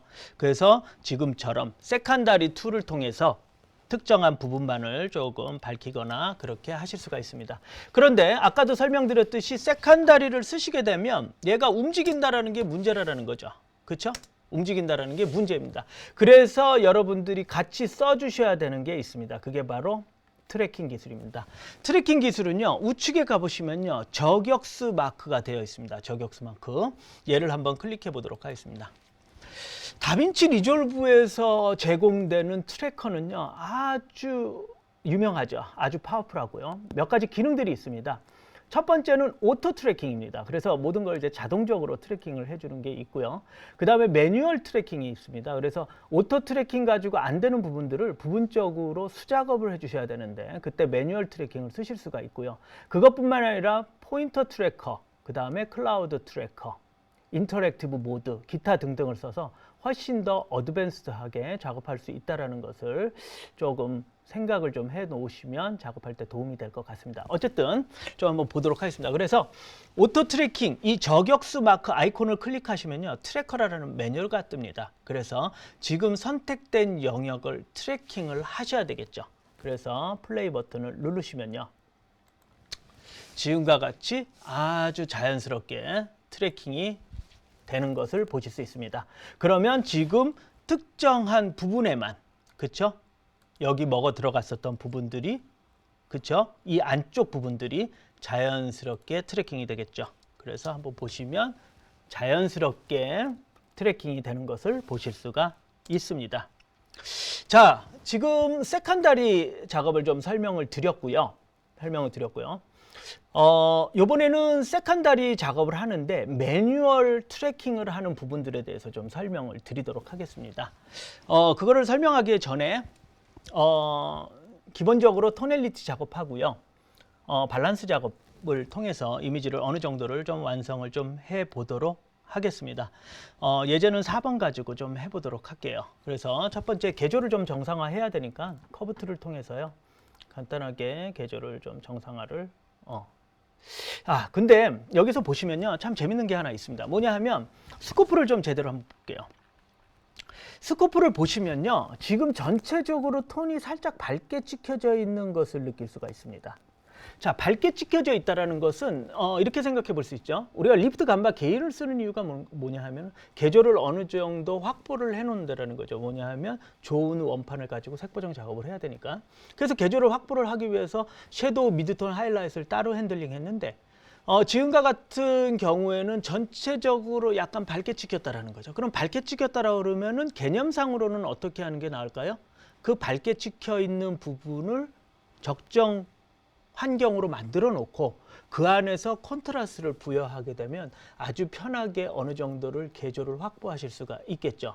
그래서 화면 전체의 브라이트니스를 조절할 수 있는 기능인 오프셋을 사용을 해서 전체적인 개조를 먼저 만들 수가 있을 겁니다. 자, 그러면 오프셋 기능을 통해서 개조를 어떻게 만들 수 있는지, 그리고 오프셋과 같은 개념으로서 화면 전체의 컬러 밸런스를 잡는 방법이 있습니다. 그것을 우리는 뭐라 그러냐면 화이트 밸런스라고 그러죠. 그래서 컬러 템퍼레처와 틴트를 통해서 어느 정도의 프라이머리 컬러 코렉션이 수행이 가능할 겁니다. 그러면 지금은 전체적으로 노출 오버가 되어 있으니까 그 과정을 통해서 한번 해보도록 하겠습니다. 그래서 먼저 전체적으로 오프셋을 통해서요, 노출값을 좀 조절을 해보고요. 지금처럼요. 그러면 전체적으로 노출값이 스코프상을 확인해 보시면 전체적으로 브라이트니스가 변하는 것을 보실 수가 있습니다. 그래서 어느 정도 맥락상, 컨텍스트상 판단을 하셔야 되겠지만 어느 정도 개조를 좀 확보를 해 놓으시고요. 이렇게 해 놓고 난 다음에 콘트라스트를 쓰실 수 있다는 거죠. 그렇죠? 그래서 1번에 가서 콘트라스트를 여기서 적절하게 쓰시면 지금 상황에서 이미지 어느 정도의 개조 정상화를 만드실 수 있습니다. 전체적으로 봤을 때 이미지가 약간 톤 다운되어 있는 것 같으니까 여기 와서 아주 편하게 감마를 살짝 밝혀주시면 지금과 같이 간단하게 어느 정도 개조를 정상화 시켜 주실 수 있으시겠죠.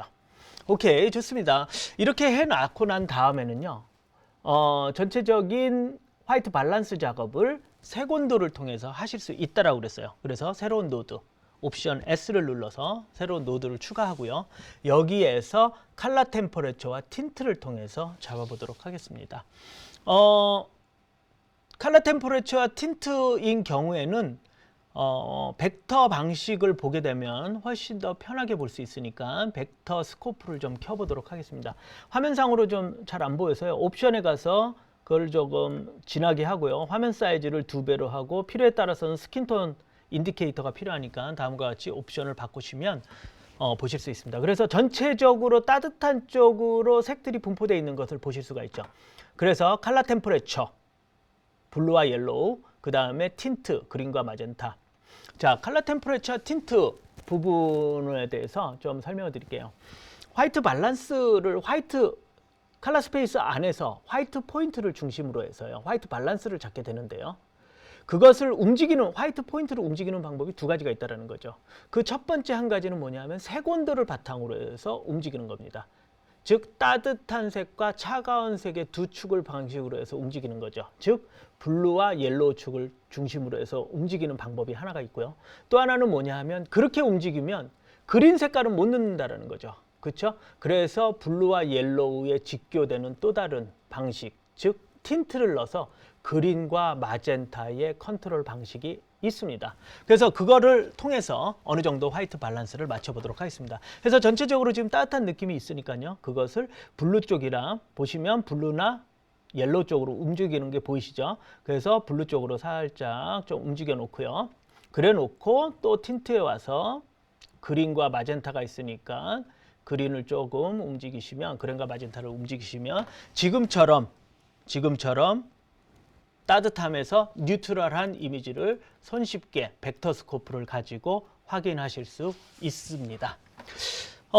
자, 그래서 지금 어느 정도는 노멀라이즈가 된 것 같고요. 노멀라이즈가 된 것 같고, 여기 와서 이제부터는 세컨다리를 좀 해야 되겠죠. 그래서 계절을 어느 정도 형성해 놓고 보면요, 실질적으로 얼굴 부분이 약간 좀 어둡게 보이는 것 같습니다. 그래서 얼굴 부분에 세컨다리 컬러 코렉션 작업을 하셔야 되겠죠. 그래서 아까와 같이 파워 윈도우로 이동을 하겠습니다. 파워 윈도우 가서요, 원형 툴을 선택을 하시고요. 적절하게 원형을 맞춰 놓으시고요. 편하게 맞춰 놓으시고, 그 다음 우리가 아까 썼듯이 베지어 곡선으로 변화를 리셋이 된 것 같네요. 다시 한번 해보도록 하겠습니다. 그래서 어느 정도 맞춰 놓으시고요. 그리고 베지어 곡선으로 변화를 시키면 구체적으로 사이즈를 조금 조절하실 수 있겠죠. 그래서 좀 더 넓게, 실질적으로 디테일하게 뭐 이렇게 작업을 하기보다는 좀 넓게 쓰는 편이에요. 왜냐하면 그렇게 작업을 하면 손이 상대적으로 더 많이 가기 때문에. 어쨌든 대략적으로 좀 잡아놨습니다. 그래서 이 부분을 좀 밝혀야 되겠죠. 그래서 밝히게 되는데, 예를 들어서 제가 이 부분을 밝히기 위해서 미드톤을 올린다든지 하이라이트를 조절을 하면서 특정한 부분의 계절을 아주 시선이 가도록 잘 조절을 하실 수가 있으실 겁니다. 자, 그런데 그러면 지금처럼 적절한 밝기를 유지하면서 시선이 자연스럽게 쏠릴 수 있도록 만드실 수가 있으실 텐데요. 근데 다빈치 리졸브에는 이 방식이 아니라 아주 어드밴스드한 플러그인들이 있습니다.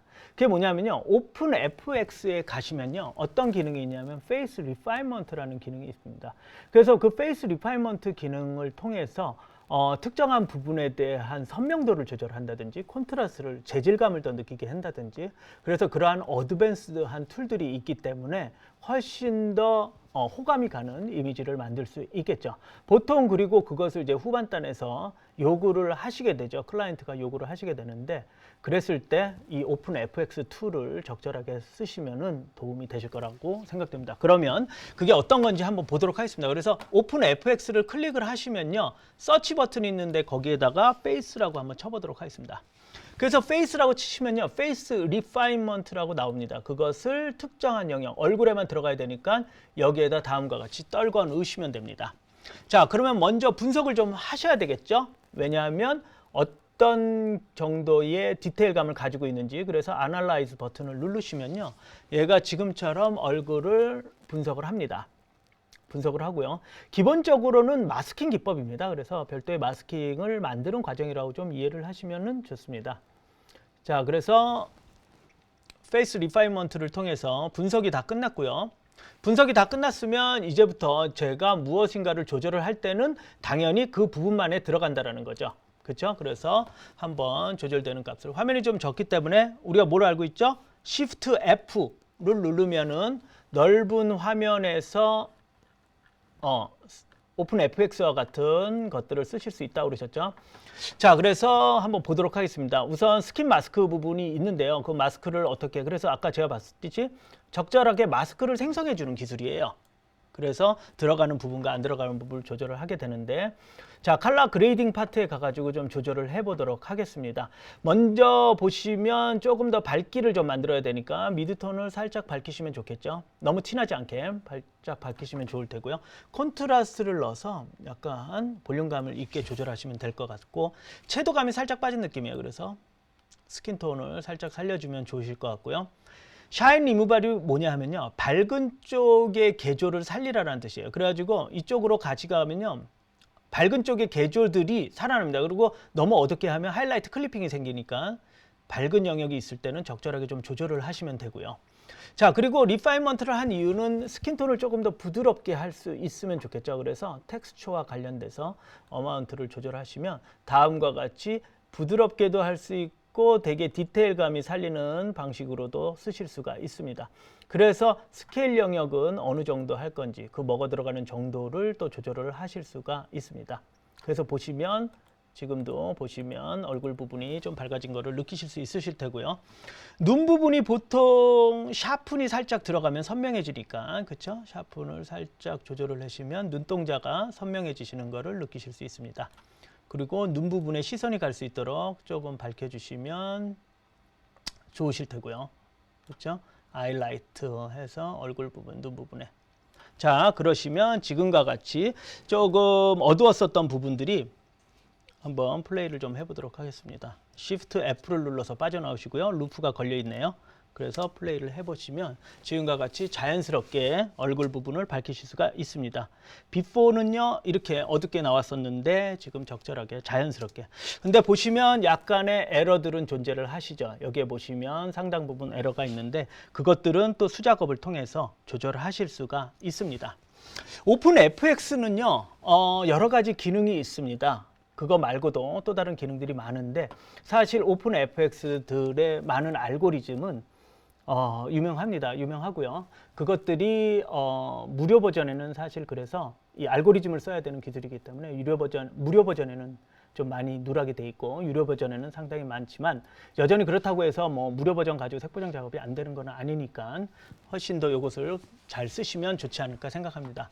마지막으로 오픈 FX 플러그인을 한 번 더 좀 써보도록 하겠습니다. 우리가 잘 알고 있는 틸트 시프트 렌즈 있잖아요. 그 기능도 있는데 한번 보도록 할게요. 그래서 틸트 시프트 렌즈를 하게 되면 아마 지금처럼 적절한 분위기도 만들어 주실 수 있습니다. 보시면 예를 들어서 뎁스를 만들어 줄 수 있고요. 그것이 어느 정도 뭐가 들어가는지 위치를 포커스 위치를 잡아 줄 수 있고 레인지를 조절을 하셔서 자연스럽게 먹어 들어가는 부분들을 조절을 하실 수 있습니다.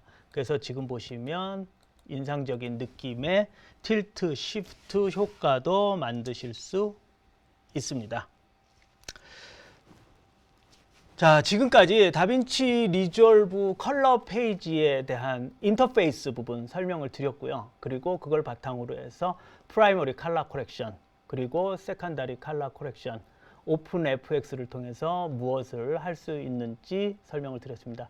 이 과정을 통해서 아마도 다빈치 리졸브 컬러 페이지에 대한 일반적인 그리고 아주 단박, 편리하게 쓸 수 있는 여러 가지 기능에 대한 이해도가 생기셨지 않을까 생각을 합니다. 지금까지 다빈치 리졸브의 컬러 페이지 설명을 드렸습니다. 감사합니다.